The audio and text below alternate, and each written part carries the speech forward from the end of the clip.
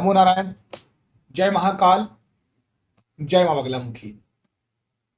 देखिए, आप सभी लोग पूजा पाठ करते हैं, मंत्र साधना भी करते हैं, बहुत सारे अनुभव भी आपको होते हैं या हो रहे होंगे। लेकिन आपके मन में कभी ना कभी ये जिज्ञासा तो जरूर आई होगी कि क्या ये मेरी पूजा पाठ स्वीकार हो गई है? क्या ईश्वर मुझसे खुश है? क्या मेरा मंत्र सिद्ध हो चुका है? तो ऐसे जब भी आपके मन में ख्याल आते हैं, तो इन ख्यालों का आना अपनी जगह में बिल्कुल सही है। और ऐसे ख्याल आपके दिमाग में आने के साथ साथ अगर ये काम हो भी रहे हैं, तो इसका मतलब है कि उस व्यक्ति के घर में, उसके शरीर में भगवान का वास है। अब देखिए, भगवान जो है वो इतनी जल्दी कभी वास नहीं करते हैं। भगवान सबसे पहले दिए में आते हैं, क्योंकि दिया पवित्र होता है, अग्नि का स्वरूप होता है। उसके बाद भगवान आपकी आत्मा में तभी विराजमान होंगे जब आपका मन निर्मल होगा, आपके चक्रा बैलेंस होंगे। और चक्र कैसे बैलेंस होंगे? जब आपके अंदर ईर्ष्या, लोभ, लालच, घृणा, द्वेष कुछ भी नहीं रह जाएगा। आपका मन पवित्र होगा, और पवित्र जगहों में ही हमेशा भगवान विराजमान होते हैं, क्योंकि भगवान तो हमेशा मंदिरों में विराजमान रहते हैं। भगवान जब भी आपके घर में विराजमान रहते हैं, वास करते हैं, तो बहुत सारे संकेत आपको देखने को मिलते हैं। और आप में से बहुत से लोग इस बात के साक्षी भी हैं। ये चीजें आपके साथ हो रही होगी। पर इन सभी चीजों में मैंने तीन सबसे अनोखी चीज ली है, जो आप में से बहुतों के साथ होती भी है।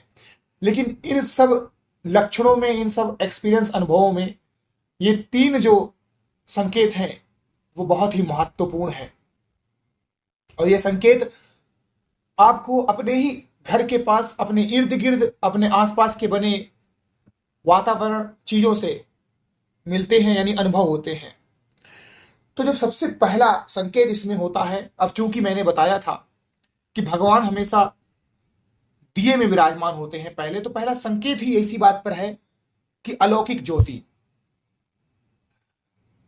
जब भी आपके दिए में अलौकिक ज्योति बन जाए, यानी कभी कभी क्या होता है, एक क्वेश्चन मुझे आया था कि मेरे दिए में दो ज्योति बन जाती है, तो ये बिल्कुल वही एक्सपीरियंस है, एक एक्स्ट्रा ऑर्डिनरी चीज होना। यही अलौकिक शक्ति है, आपके दिए का भभक के जलना। देखिए, फड़फड़ाना नहीं, फड़फड़ाना एक अलग चीज होता है। भभक की मतलब ऊपर को उठ के जलना, एकदम उठना एक साथ। या फिर उस दिए का भगवान की मूर्ति या फोटो की तरफ मुड़ जाना। और कभी कभी ऐसा होता है कि आपका दिया बुझ गया, और बुझने के बाद एकदम से जल गया। मैंने फिर बोला कि ये एक अकल्पनीय अनुभव होता है। तो जब भी ऐसी चीज आपको देखने को मिले, तो समझ जाइए कि भगवान आपके घर में हैं, आपके इर्द गिर्द हैं, आपके शरीर में विराजमान हैं। दूसरी बात होती है कि काला जादू और अच्छा जादू।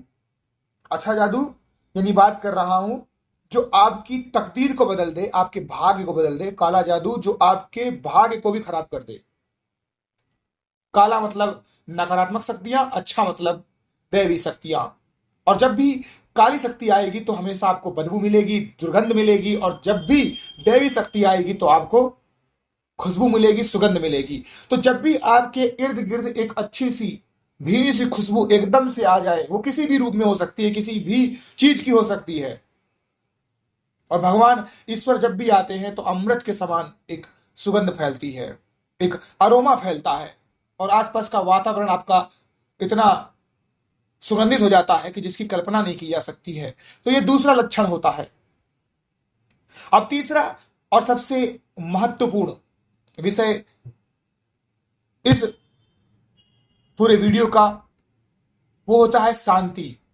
आप कितनी भी पूजा पाठ कर लें, आपके घर में कितनी भी ज्योति जल जाए और सुगंध आ जाए, लेकिन अगर आपके घर में शांति नहीं है तो आप अपनी पूजा और साधना को ज्यादा दिनों तक नहीं कायम रख पाएंगे।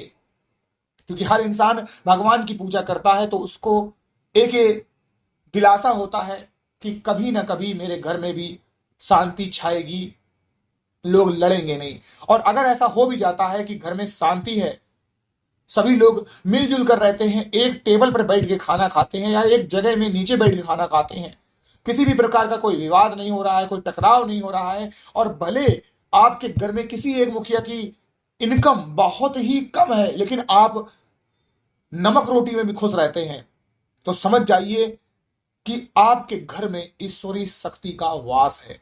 तो ये तीन चीजें हैं जो सबसे महत्वपूर्ण भूमिका निभाती हैं किसी भी घर को मंदिर बनाने में, और जहां मंदिर होते हैं वही भगवान विराजमान रहते हैं। तो ये तीन मुख्य संकेत हैं जिससे पता चलता है कि ऐसे घर में भगवान का वास हो चुका है। और अगर आपके घर में भी ये तीन लक्षण हो रहे हैं, आपके साथ हो रहे हैं, तो बहुत बहुत बधाइयां, आप खुशनसीब हैं। आप सभी लोगों का कल्याण हो। नमो नारायण। जय महाकाल, जय मां बगलामुखी।